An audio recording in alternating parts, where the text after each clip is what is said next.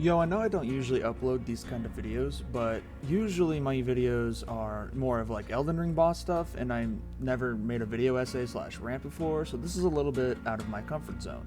But I would like to start off this video by saying I like Dead by Daylight. I want Dead by Daylight to be successful, and its biggest chance to be successful is coming over the 2025 summer with the Five Nights at Freddy's collab, and I wanted to give my experience as a new player in Dead by Daylight. Please note this is coming from a player with 270 hours on Steam and Xbox combined, and I've been playing since July 2024.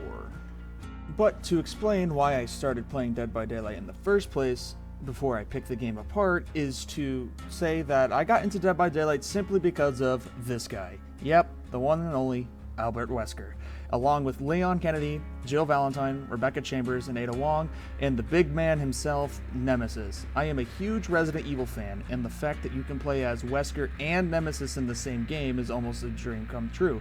So I picked up the game over the Steam summer sale and got both Resident Evil chapters, Resident Evil chapter, the one with the Nemesis one, and then Project W. So what were my first impressions of Dead by Daylight? Well, to be honest with you, the game was really fun. The hide-and-go-seek tag with trauma gameplay loop was very fun, to be honest with you. I remember one of my very first games, I was playing Survivor, and I was playing as Leon, and we were up against a Huntress, and I'm talking a really, really good Huntress for somebody who's supposed to be in, like, the lower MMR. But I remember that our team, so me and the three other survivors, got our asses kicked, and I'm talking 4K'd at 4 gens left.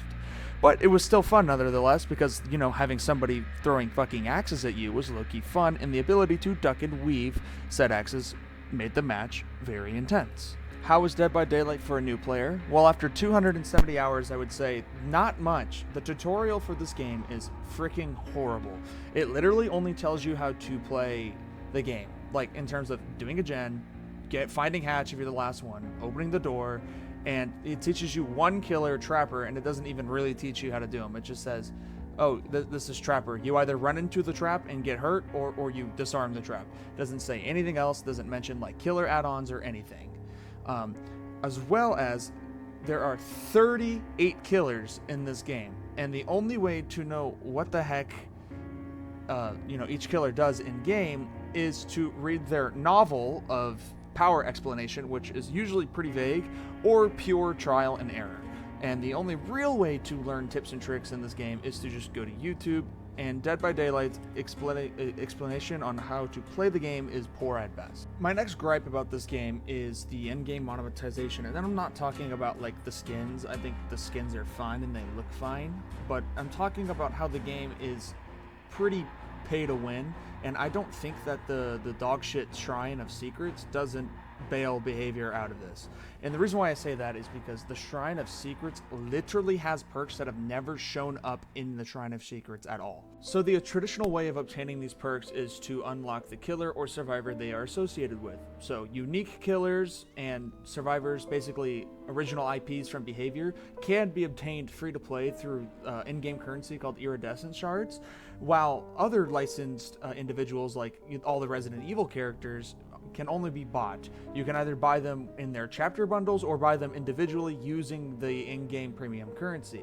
Some of the best perks for survivors are also unlicensed killer. One perk that comes to mind to me is Decisive Strike, which, if you don't know what Decisive Strike does, it's basically an anti-tunnel perk, which means if you go down within 60 seconds of being unhooked and the killer picks you up, you can hit a great skill check, and when you hit that skill check, you get off the killer and it stuns them for a short time. And on the flip side, some of the best killers in Dead by Daylight are also only obtainable by, well, buying them. The one that comes to mind the most is Wesker. Wesker is a very good killer.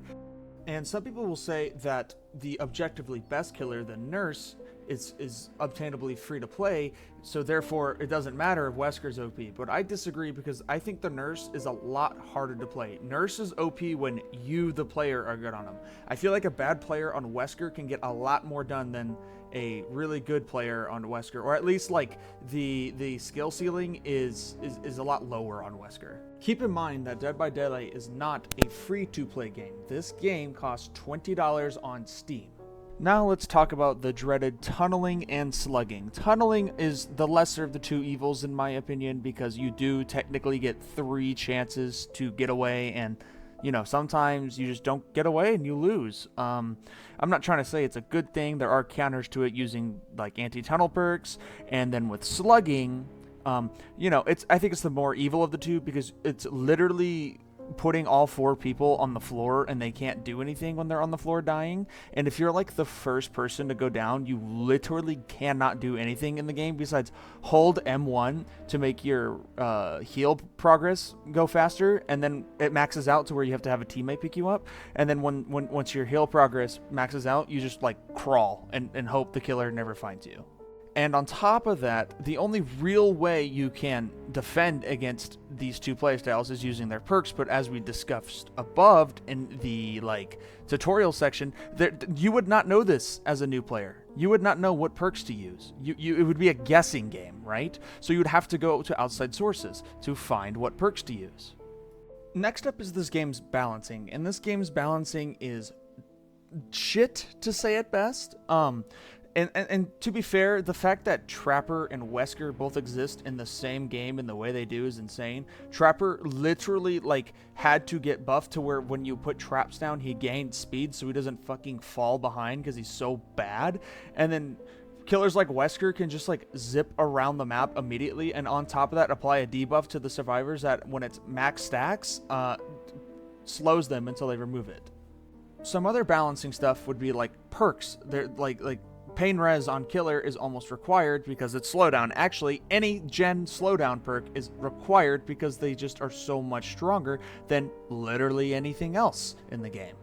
I'm also not a game dev, so I have no clue how to fix this problem. All I know is it needs to improve because people aren't going to want to play an unbalanced shithole mess. Next up are bugs. So the newest killer in Dead by Daylight, the Houndmaster, was released early December in 2024 and was like kill switched, which basically means unplayable, and they literally took her out of the game like a week into her launch because she was so buggy. And then they recently unkill switched her so you can play her now, and she's still buggy. I have a nice example here from another YouTuber, Puffalo. For some reason, my fucking Houndmaster MMR is crazy. Oh! Do I never get my power back? Are you fucking kidding me? Okay. She was pretty much kill switched for like the entire month of December until Behavior came back from their, winter holiday break, which, everyone deserves a winter break. But this sets a really bad precedent for the future. If the Houndmaster, which is an original IP killer from Behavior, is unable to perform well and had to be kill switched because she was so bad, why wouldn't, let's say, Springtrap, if that's the killer for the Five Nights at Freddy's chapter, wouldn't be kill switched because it's so buggy and unplayable? Which brings me to this next point of Behavior as a company. This company, since I've been playing this game for 6 months, is so slow at balancing, at fixing bugs, at doing anything that is the bare necessity. And I've watched videos on the internet, on YouTube, and it seems like it's always been this way.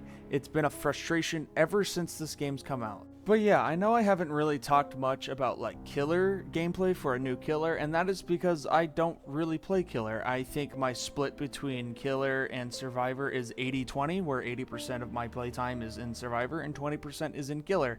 And I will say this, killer is easier, at least at the lower level. I don't know how it is at the higher level, but at the lower level it is much easier. But in my experience, I have played killer and I've been bullied by a bunch of people with flashlights. So in that scenario, which was probably a survive with friends squad, which is basically just queuing up with friends, yeah, I mean, of course I'm going to lose that game. It's a fucking Survivor Friends squad with quad flashlights and toolboxes up their ass and Sabo and Breakdown. It's like you'll not win that game ever. Which means since there's a lot of new players coming to this game, there's a lot of new what are called baby killers. And since baby killers are the prime target of bully squads, and I feel like that's probably going to hurt the game long term. But yeah, I do really like Dead by Daylight, and I do think the game has a lot of potential, and this Five Nights at Freddy's collab is its best chance in a while for it to come back, and I really want it to thrive because I like the game.